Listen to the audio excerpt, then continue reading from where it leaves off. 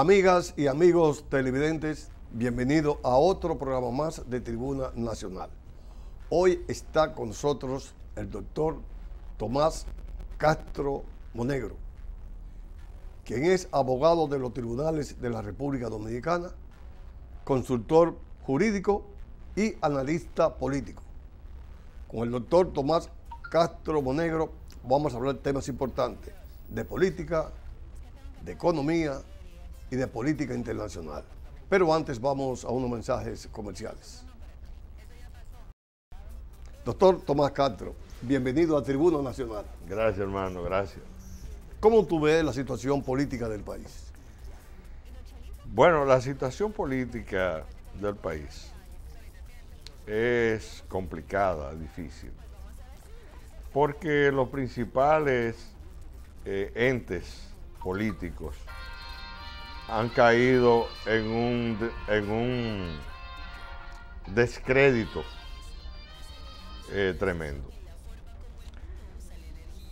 Con la excepción del PRM, que es un partido nuevo en cuanto a las siglas, pero tradicional en cuanto a la gestión, ya que el PRM es el PRD. Y con excepción de Luis Abinader, que nunca había tenido cargos públicos y nadie lo puede señalar relacionado con ningún acto relacionado con corrupción, los demás partidos del sistema han caído en el descrédito. Esos 20 años del PLD en el poder, los 4 años de Hipólito Mejía y los últimos 10 años de Joaquín Balaguer, todos suman una época verdaderamente odiosa a la población dominicana, porque el país, de tener una deuda de 2 o 3 mil millones de dólares, ha pasado a tener una deuda de casi 60 mil millones de dólares, donde más del 50% del Producto Interno Bruto hay que destinarlo para el pago de intereses de esa deuda, teniendo el Estado Dominicano muy poco dinero para inversión ni para investigación, porque la otra parte se va en pago de nóminas, porque el clientelismo político prácticamente absorbió la economía nacional, con el único objetivo de todos los que llegaban al poder de permanecer en el poder más allá de la razonabilidad. Cuando usted mencionaba al principio de la pregunta y la respuesta de cómo usted analizaba la situación política del país, mencionó al PRM, que es casi igual que el PRD. Pero en el PRM parece que hay una puntilla en el zapato con Hipólito Mejía y Ramón Alburquerque. Sí, lo que pasa es que como el PRM no tiene una estructura institucional, no hay un comité ejecutivo nacional, no existe un comité político, no existe una verdadera presidencia del partido, no hay un secretario general, no hay un encargado de prensa, no hay un encargado de organización, no hay un encargado de doctrina o de educación. Prácticamente el PRM existe por la existencia de una serie de dirigentes tradicionales del PRD que vinieron al PRM, pero no tiene una existencia orgánica en el acontecer político nacional. El PRM, no obstante a todo lo que ha ocurrido con la persecución de la corrupción administrativa, el PRM no se ha pronunciado respecto a eso. No ha dicho si apoya o no lo que está aconteciendo en el país. El PRM no se pronuncia de ninguno de los aspectos vitales para el acontecer político de la República Dominicana. Entonces, en términos políticos, es inexistente el PRM. Lo que da lugar a que personas que tienen cierto liderazgo político, nos guste o no nos guste, entonces tengan que asumir posiciones para mantenerse vigente en el acontecer político. Es el caso específico de Hipólito Mejía, que he oído a varias personas ya promoviendo la candidatura de Hipólito Mejía para una próxima convención del PRD. ¿Qué edad tiene el presidente Hipólito Mejía? Hipólito Mejía tiene que estar cerca de los 90 años. Es una persona que pasa de los 80 años de edad. Algunos de los promotores de la candidatura de Hipólito usan como argumento que el presidente de los Estados Unidos, Joe Biden, es una persona de determinada edad, y yo creo que el término de la edad no es suficiente inconveniente para que una persona pueda ser presidente de la República. Los problemas de Hipólito son otros, que necesariamente no tienen nada que ver con la edad. Porque Balaguer fue presidente de la República aquí, estando en una condición de salud precaria, ciego, con problemas ya de circulación. Motores. Tenía todos los inconvenientes para que una persona pudiera quedarse en su casa tranquilo. Sin embargo, en esas condiciones fue presidente de la República, lo que quiere decir, como decía Balaguer, que él no iba a la presidencia a ensartar agujas. Fue una de los argumentos. De los argumentos de Balaguer para aspirar a la presidencia de la República. Y eso necesariamente no son los argumentos para oponerse a una candidatura de Hipólito Mejía. Los argumentos son otros, son la forma de comportarse, la forma de cómo ejerció el poder en el tiempo que tuvo, que Hipólito Mejía le da una cosa igual que la otra. A las 10 de la mañana jugando dominó con Pepín Corripio. Si Hipólito Mejía fuera el presidente de la República, usted puede estar seguro que no hubiera ningún proceso judicial en contra de la corrupción. Porque Hipólito Mejía es un tipo bonachón, que es amigo de todo el mundo, que estableció un criterio en el tiempo que fue presidente de que los expresidentes no se tocan. Y el término que viene ya desde el gobierno de Juan Bosch del 62, de borrón y cuenta nueva. Y todos esos aspectos, en un país que trata de sobrevivir institucionalmente, son obstáculos para que una persona como él pueda volver a ser presidente de la República. Eso se llama una retranca. Lo de Ramón Alburquerque es totalmente diferente. Ramón Alburquerque es un tecnócrata de una sobrada capacidad intelectual y técnica, pero también tiene desfase con la actualidad política de la República Dominicana. Y esos desfases vienen ya desde muy atrás, cuando ocupó cargos públicos, como fue presidencia de la Cámara de Senado. En un momento estuvo también en la refinería. Estuvo en la refinería, fue diputado, y debo decir que en el tiempo que Ramón Alburquerque fue presidente del Senado, fue que se aprobó la ley de capitalización de las empresas del Estado en el Senado de la República. O sea que los hierros de esa capitalización, de esa llamada capitalización, que lo que hicieron fue robarse todas las empresas del Estado. Más de 30 empresas del 34 Estado. Empresas del Estado, con un patrimonio... Este era un país socialista. Sí, claro que sí. El Estado tenía la mayor capacidad de empleomanía en el sector productivo empresarial, porque no se trataba de... Mira, el Estado tenía la chocolatera, el Estado tenía Molinos Dominicanos, el Estado tenía... La fábrica de zapatos. La fábrica de zapatos. De batería. De batería. De alambres. De alambres de púa y clavos. Y clavos. Cementos. Todo el cemento que se producía aquí. No solamente el cemento para construcción, sino también asbesto cemento. Pinturas. Y la misma electricidad. La empresa eléctrica y una línea aérea nacional. El principal banco comercial El banco, el banco de reservas. Sí. Tenía la marmolería. También.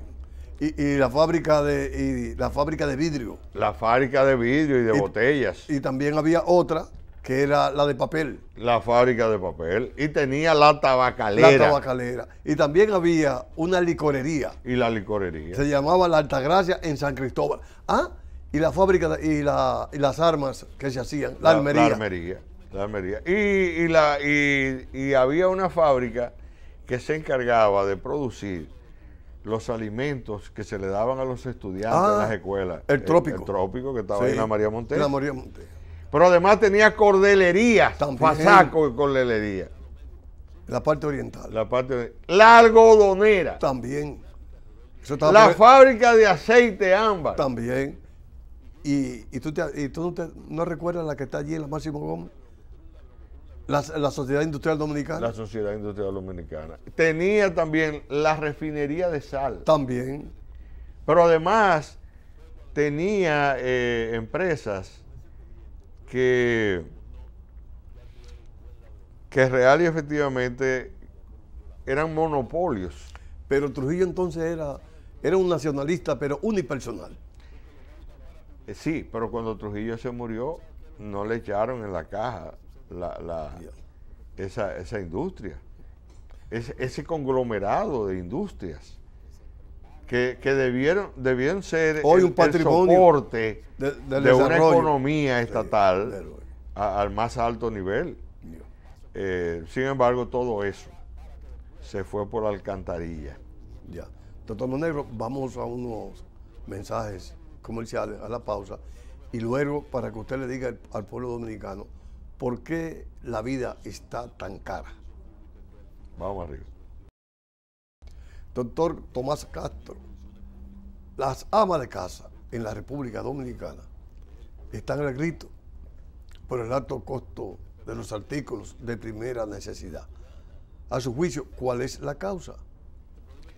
Mira, en un mercado tan incoherente, vamos a llamarle así, donde las producciones de determinados rubros pueden subir y bajar en determinadas épocas del año. Pero además, la ley financiera establece en su contenido que si tú en este programa da una noticia falsa con relación a alguno de los sectores financieros del país contra algún banco, te pueden someter a la justicia, porque eso crea incertidumbre. Aquí la mayoría de los productos de primera necesidad los suben en la prensa, los suben en los medios de comunicación. Porque yo estoy viendo en la calle, por ejemplo, que están vendiendo plátanos a 3 y 4 pesos. A 2 por 5. Yo veo ahí camioneticas vendiendo plátanos a 2 por 5. Y quizá tomate, ají, huevo. Todos los rubros de consumo están en la están más o menos, una berenjena te cuesta 6, 7 pesos. Y una Toyota te cuesta 2 o 3 pesos. Yo creo que aquí hay producción. Aquí hay producción. Sí. Lógicamente, si aumenta el dólar y si hay escasez de algunos de los rubros que se usan para el alimento, por ejemplo, de los pollos, lógicamente los productores de pollo tienen que hacer ligeros aumentos. Porque el pollo se alimenta con el sorgo, con el maíz y la soya, y nosotros no producimos aquí. No producimos. Gracias a la política neoliberal que trajo aquí tu amigo Andy Dahuahue. Sí, porque en la década de los 80. Cuando que aquí no había que producir nada, que era mejor todo comprarlo. Cuando los Estados Unidos, producto de la gran producción que empezó en el Medio Oeste y en el centro de aquel gran país, entonces aprobaron la llamada la ley pública 480. Sí. la Public Law. Pero esa ley era para subsidiarlo. Para subsidiarlo. Para subsidiar el productor nacional. De ellos. Y venderle los productos financiados y como préstamos a los países del tercer mundo. Y entonces estos gobiernos establecieron que había que disminuir la producción nacional a los fines de traer desde el exterior todo lo que nosotros necesitábamos en esos rubros que eran de producción masiva en los Estados Unidos. Vamos a decir trigo, la leche, maíz, la leche, leche, arroz, queso, esos productos lácteos y también carnes. Entonces eso provocó... Trigo, claro, trigo. Eso provocó que la mayoría de estos países que no han tenido una vocación propia, nacionalista, para proteger a los productores nacionales, descuidaron a nuestros productores y lo que se pusieron fue a inventar con cosas. Aquí llegó un momento, señores, que le pegaron fuego a la producción de arroz. Dije porque se iba a producir demasiado arroz. ¿Y cuál es la maldad de que produzcamos más arroz? Porque eso va a bajar el precio. ¿Por qué? El Estado puede subsidiar el precio del arroz a los productores para que no pierdan y que el producto le llegue y regalarlo barato también, a la gente. Y regalarlo. Yo no veía cuál era el inconveniente de eso. Sin embargo, es parte de un esquema antinacionalista que han establecido la mayoría de los gobiernos. Pero te reitero que la mayoría de los productos que dicen la prensa que ha subido, donde está alto en la comunicación, en la prensa, pero en la práctica la gente está comprando productos. En un momento dado subió el arroz, es verdad, pero ya el arroz cuesta 27 pesos en la mayoría de los comercios y la gente y hay abundancia. Lo mismo se puede decir de otros productos. Aquí hay productos que tú no entiendes por qué, pero por ejemplo una libra de yautí a coco que tiene que dar 45 o 50 pesos. No, está más cara. O más caro de ahí. Sí. Y tú dices, ¿pero y por qué? Una vez porque la estaban exportando. La estaban exportando. Sí, pero aquí hay muchos productos que se han mantenido a niveles adquisitivos. Lo que pasa es, y esa es la otra parte, que la disminución de los empleos, fruto de la pandemia, la gran cantidad de empresas que han cerrado, la gran cantidad de gente que han cancelado o que han, ¿cómo es el término ahora que usan? De que un término, cesanteado. Sí, es un término que están usando ahora, desvincularlo. Oh, yeah. La cantidad de gente desvinculada de los sectores productivos y de las empresas privadas y del Estado haya llevado como consecuencia que el poder adquisitivo de la gente ha bajado considerablemente. Pero también hay que entender, doctor, que lo que se sembró en el 19 se consumió en el 20. Y en el 20 vino la pandemia. Sí. Entonces no se sembró nada. Se sembró, pero imagínate tú. Pero la pandemia tiene un año, más de un año. Recientemente. Y fue después del Recientemente, además hay un aspecto de carácter político. Si tú ves lo que pasó los otros días con unos productores de zanahoria. Y de leche.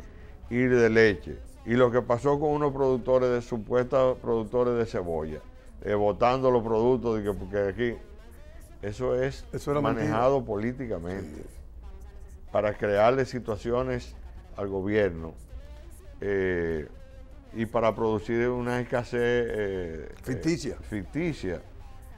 Entonces, lógicamente, la política está involucrada en todas esas cosas, porque a un gobierno que tú no puedes acusarlo de ladrón, a un gobierno que tú no puedes acusarlo de que está manejando la economía con la finalidad de permanecer en el poder, a un gobierno que está metiendo gente presa porque están involucrados en actos de corrupción.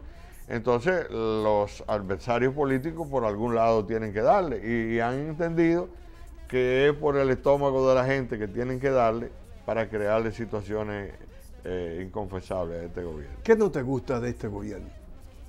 No me gusta de este gobierno que se ha constituido en un gobierno empresarial, en un gobierno que la mayoría de los funcionarios no conocen la población dominicana, no conocen nuestros barrios, no conocen las inquietudes y las necesidades de la gente, y están metidos en una burbuja donde en las grandes torres con aire acondicionado, y no ven ni le importa las necesidades del pueblo dominicano. Pero además, la mayoría son gente que responden a los intereses empresariales y no responden a los intereses políticos. Aquí hay gente que si el gobierno de Luis fracasa, se van para sus empresas privadas y no le importa lo que pasa económicamente en el país ni políticamente. Lo que le pasó a Salvador Jorge Blanco, que puso a Bernardo Vega en el Banco Central y puso en la embajada, en la mayoría de las embajadas, gente que no eran de tradición PRDista. Le pasó en algún aspecto también a don Antonio, que trajo gente de la Pucamaima y lo puso en puestos que no conocían a los dirigentes del PRD, que no conocían cuáles eran las necesidades del pueblo dominicano, porque son gente que nunca han pasado hambre. ¿Pero usted votó por el PRM? Claro que sí. Y votaría nuevamente si ese voto serviría para impedir que el PLD vuelva al poder. Claro que sí. Pues yo tengo un compromiso social con... ¿No hay posibilidad de que el PLD vuelva al poder? Siempre hay posibilidades. Siempre hay posibilidades. Sobre todo que ya hay aprestos para tratar de unificar el PLD. Hay aprestos para juntar nuevamente a Danilo Medina y a Leonel Fernández. Y por una necesidad política, ellos están abocados a unificarse. Porque en la misma medida que el gobierno gana la batalla contra la corrupción, y la corrupción le afecta tanto al grupo de Danilo como al grupo de Leonel, por un asunto de supervivencia política, están prácticamente obligados a unirse. Un mensaje a ese pueblo que se está viendo y escuchando en la República Dominicana y fuera del país. Que no desmayen en su lucha por las reivindicaciones más sentidas de este país. Que el pueblo dominicano unido jamás será vencido. Como decía nuestro hermano y amigo ido a destiempo Rafael Flores Estrella. Dios lo tenga en gloria. La unidad del pueblo dominicano es la única forma de nosotros vencer, porque estamos luchando contra un enemigo muy poderoso y tenemos que unificarnos en los criterios políticos, económicos y sociales para vencer. Amigas y amigos televidentes, en el día de hoy estuvo con nosotros el doctor Tomás Castro Monegro. A ustedes, como siempre, les damos las gracias y yo espero que tengan conmigo en otro programa más de Tribuna Nacional.